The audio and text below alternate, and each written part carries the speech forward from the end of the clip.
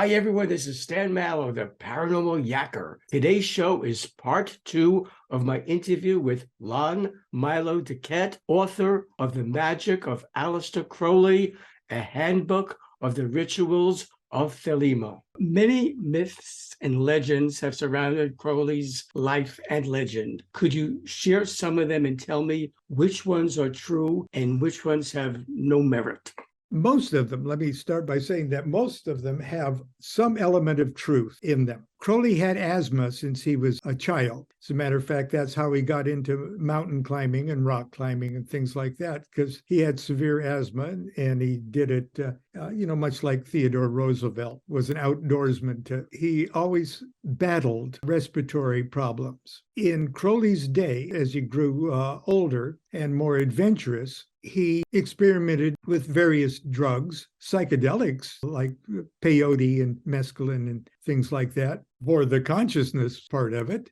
During the 20s, cocaine and heroin. Now, we have to remember that in those days, all of that was legal. And of course, it led to certain problems. Indeed, there were even therapies that helped people get off of heroin by getting them on cocaine, things like that. And Crowley was a very prolific and exuberant poet. If you've ever experienced how your mind operates on stimulants, you can see a lot of cocaine use in some of Crowley's writings, page after page with very little punctuation and things like that. Not that it wasn't brilliant. There was a certain amount of drug experimentation, especially in the 20s, but never has it been more scientifically observed and recorded than in the works of Crowley. There's the drug fiend thing right there. Yes, there's certainly an element of truth in it. The story that he died an impoverished junkie is false. As Crowley grew into his late 60s, his asthma got so severe that he was prescribed heroin, which he reluctantly took up again, just to keep breathing. So every time he would stop breathing, literally have an attack that seized him up, he had only a few seconds to inject himself, with heroin. But he was definitely not a drug fiend in that way of looking at things. He did not die young. He was in his 70s. He did not die a raving lunatic.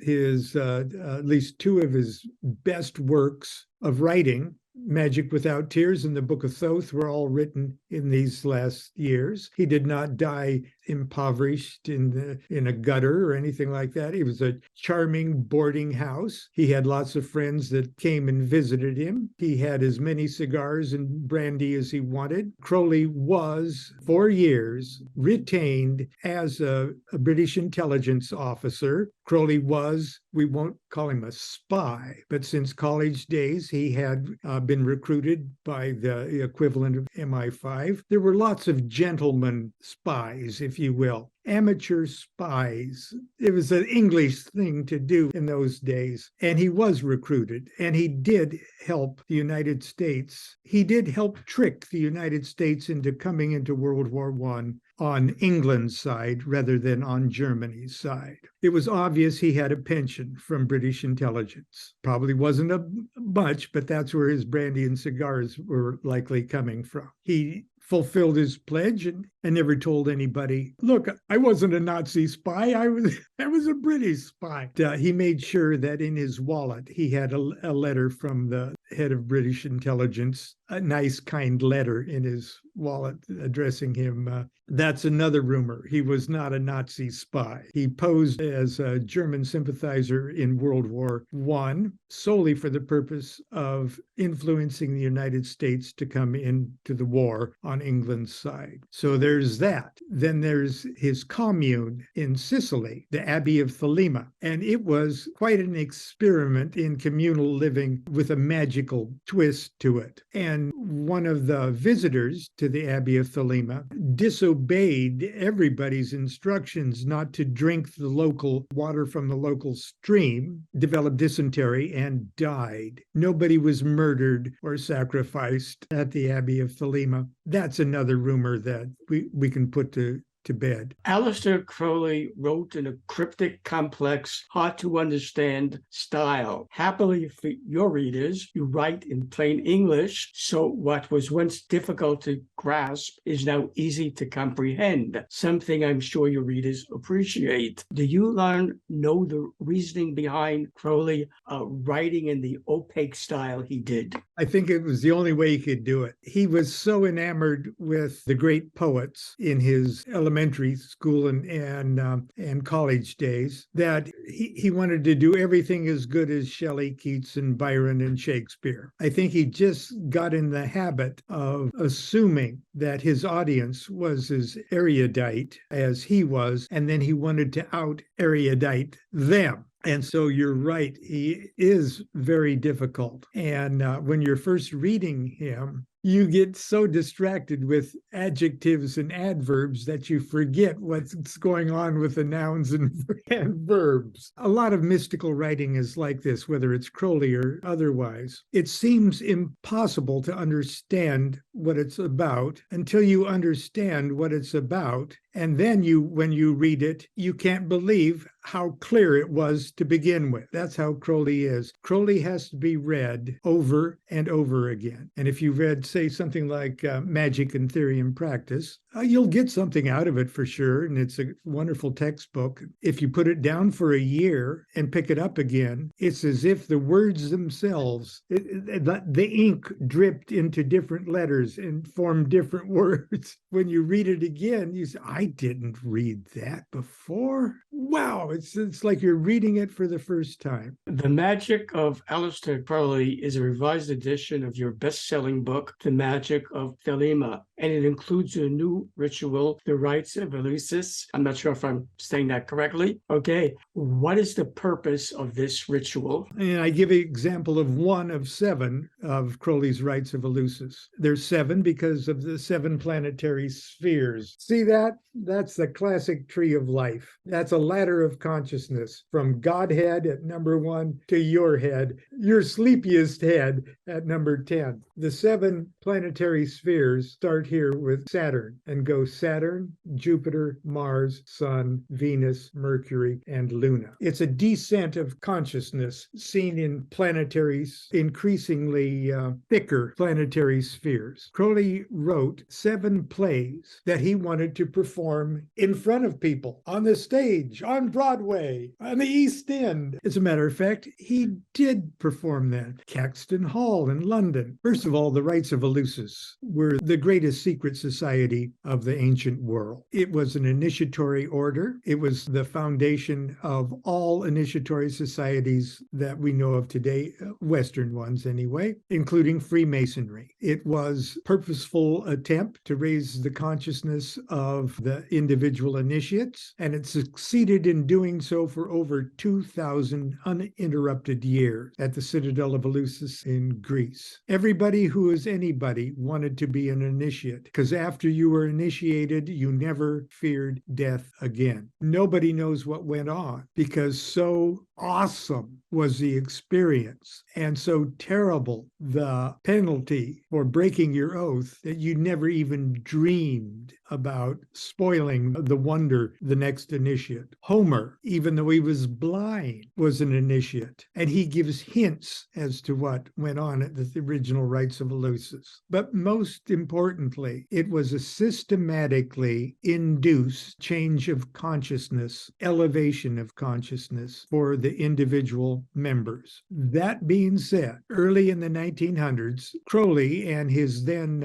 girlfriend and his boyfriend at the same time, Victor Newberg and Layla Waddell. Layla Waddell was a concert violinist, a virtuoso. Victor Newberg, of course, was the famous poet, but he was also a fantastic, ecstatic dancer. They were having dinner at a friend's house, Commander Marston, I believe his name. And then after dinner, to sing for their supper, Crowley recited a poem. And they must have been having some brandy and feeling really mellow, after a great dinner. And so Crowley recited a poem. It went over so well that everybody in the room was like stoned. They got stoned by this poem. And something started to bubble in Crowley's mind. He thought to himself, I've just elevated the consciousness of this room. I think this was kind of what the dramatic rituals of initiation, like the rites of Aloysius, was supposed to do. He then prevailed upon Layla Waddell, because she had her violin with her. And she said, get us higher, Layla, get your violin out and make us more stoned. And she got her violin out and she played something that just blew everybody out of their chairs. And they were literally in ecstatic exaltation. And Victor said, keep playing, Layla. I'm going to dance. And he clears the furniture and he leaps around and he dances and he spins and he leaps so much that he falls down exhausted, unconscious. And everyone in the room nearly pops their cork. They are as high as a kite. And Crowley says to himself, okay, I've seen enough. This is big magic. He goes back home and he writes a play, sort of like a planetary play about the sphere of the moon. He calls it The Rite of Artemis. And he incorporates poetry and dance and music in it. And he advertises it as a public event at the office of the Equinox, which is the publishing arm of the place, and invites the press and invites the public. But the press comes too, and the press loves it. Everybody is stoned out of their minds. He also probably passed around a punch with mescaline in it, but he may not have. Who knows? Whatever it was, everybody was really pleased at how high they felt afterwards. And then Crowley was convinced that at this point that he can systematically make one of those plays for every one of these levels of consciousness, from Saturn all the way to Luna. So in other words, 7 big acts to a single big play. To do it upright, each rite contains or uses about a half a dozen characters and such. Now, it's starting in 1985. These rites were mounted each year by various OTO bodies around the United States. It got to be a thing that people did over and over again until we realized that, in a sense, they were little initiation ceremonies themselves, and that the planetary forces embodied in the rituals were just bona fide good magic too. And so there's 7 of these planetary rites. They're performed regularly. There's a wonderful movie, a rock opera of the rites of Aloysius, all 7 of them performed by a professional. A lot of them are Thelemites, but a lot of them are just professional musical theater people up in Seattle, and they're mind-blowing. So in the newer edition of this, I've included a nice introduction to the rites of Aloysius, an entire script for the Rite of Saul to give everybody the idea of what the format of these things are. In your book, Lon, you include material on the inner secrets of Crowley's Gnostic Mass. Can you tell me about that Mass? It's a standard Eucharist. A Eucharist is a ceremony where you take an inert substance and you charge it. You make it God, and then you eat it. In a sense, it's like every magical ceremony, from a pentagram ritual, the hexagram ritual, anything. You start from scratch. You build up a certain amount of energy and of force. You concentrate the force. You charge that force with a reason, an object, and then you reabsorb that force back into yourself. That's the formula of magic: east, west, north, south, old, new. So Crowley was in Moscow. He was the manager to an all-girl orchestra called the Ragged Ragtime Girls. You can't make this stuff up. He was in Russia, and he went to a Russian Orthodox Mass at St. Basil's in Moscow. Now, that's a pretty cool-looking church. It will blow your mind. It would elevate your consciousness just walking near those onion dome things. He watched this insanely beautiful Russian Orthodox Mass. Eastern Orthodox, Greek, Roman, Romanian, they all have a veil. Sometimes it's a cloth veil, but most of the time it's like a screened veil where the altar is. The mystic climax of the ritual takes place behind that screen, so that all the people in the audience, completely elevated by the pageantry of this beautiful thing, the incense smoke and the windows and the priests, the censing and things like that, they're all whipped up, and the music. Then at the climax of it, the priest goes behind this veil, and they can't even see it. It's like the Egyptian priest entering the Holy of Holies where no one sees what's going on. And in that mystic silence and out of view, he charges the elements and takes the host and wine himself. And Crowley saw that and said, that's about the coolest thing I've ever seen. There's only one thing missing, and that's the overt female participation. Now, the female is present, of course, in the wine, and it's a negative female element, and the female, of course, is present in the Holy Spirit, lip service to the female, but it really looks like a guy with a big beard's doing the whole thing. And he said, this is such a perfect Eucharist, and it's a perfect celebration of the old Osirian formula, the dying God formula, and it's perfect, it works, does the trick for me. All it needs is a priestess, a priest and a priestess together. I could write something like that. And so he wrote Liber 15, the Mass of the Gnostic Catholic Church. It was adopted as the official public ceremony of the OTO, whose magic also deals with the Holy Grail and those mysteries of Christian mysticism, that it was just tweaked a little bit for the Thelemic formula. And so the Gnostic Mass is probably the first and maybe the only public, real, live, beautiful, magical ceremony that you can take your grandmother to, even if you're not in the OTO or anything else. There's moments of nudity in the priestess has to say her lines while unclothed, but that's all behind that veil. That veil I was talking about, priestess has to be unrobed for her speech that she gives behind that veil. But when the veil is drawn, she can have her robe back on again. So grandma can go to that Mass without freaking out the ladies at the Bridge Club. After all the research you've put into the magic of Aleister Crowley, I was wondering, Lon, if you've come to any conclusion as to who is the real Crowley. Was he truly the Beast 666 and the wickedest man in the world, as many people say, or was he someone totally different? Crowley was Crowley. If your idea of the Beast 666 is the phantasm that you've conjured in your own mind because of your interpretation of the last book of the Bible, then you could believe most anybody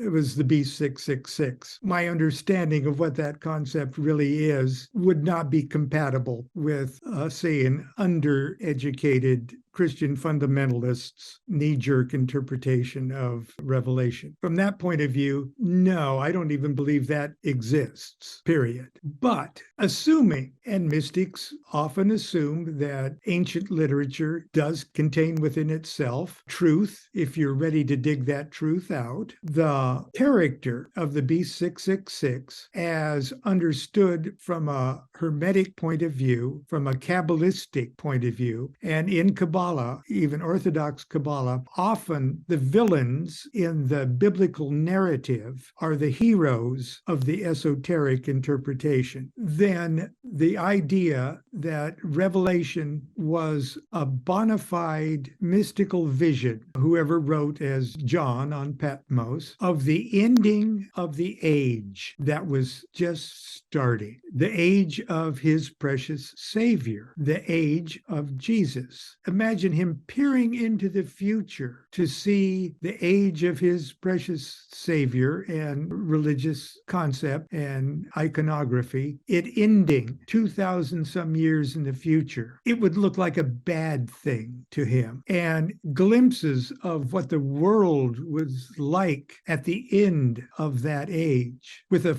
third of all the creatures in the world dead. And you know, the third of all the creatures in the world are dead, and dead in the last 70 years. Subways would look like monsters of worms in the ground flying. It would look like hell. It would look like apocalypse. And this Beast 666 and Scarlet Woman and everything else, if you read it, are they really the villains of this whole thing? Ages begin and ages end. And ages end when human consciousness takes the next step. And next steps are very seldom pleasant. At first, they're shocking. They seem catastrophic. The gods of one age become devils to the age that follow. The priests, they look forward to the next age, and they can only see the end of the world because they're attached to the old formula. The Beast 666, as Crowley saw, was not an evil that got rid of the last aeon's formula. The last aeon's formula deteriorated, rotted, and corrupted itself. The new formula is a new, bright, step forward beginning. And Crowley could easily see that, oh, the new good thing is the 666 that John was talking about. Because 666, from a Kabbalist point of view, and if you read Revelation, you know that whoever wrote it was a Kabbalist, the square of the sun. And remember, the whole thing's about the sun. The magic square of the sun is 6 by 6 because the sun is number 6. It's a square 6 by 6. And in each square are the numbers 1 through 36. And they're arranged in such a way that each line, each column, and each full diagonal adds up to 111. And the total numbers are 666. 666 is the number of the sun. 666 is the most wonderful, light, beautiful number. If you want to find bad, evil, unbalanced numbers in Kabbalah, you're not going to reach to 666. 666 is a happy face sun, if there ever was one. So in a way, yes, Crowley was serious when he said that he's the Beast 666, but not the man Crowley. The man Crowley, sometimes he even called himself the imp Crowley. The man Crowley was a man with shortcomings. He was a jerk sometimes. He was bad with people. I don't think I would have liked him in person. I think he'd have made me uncomfortable. He was a human being, but he was absolutely brilliant human being, and he saw things in a religious construct that others do not easily have the vision to comprehend. His greatest sin was overestimating the intelligence of people that try to study him. And his greatest sin was bad taste at times. Should viewers of Paranormal Yacker want to buy The Magic of Aleister Crowley, a handbook of the rituals of Thelema, or any of your other books, how can they do that?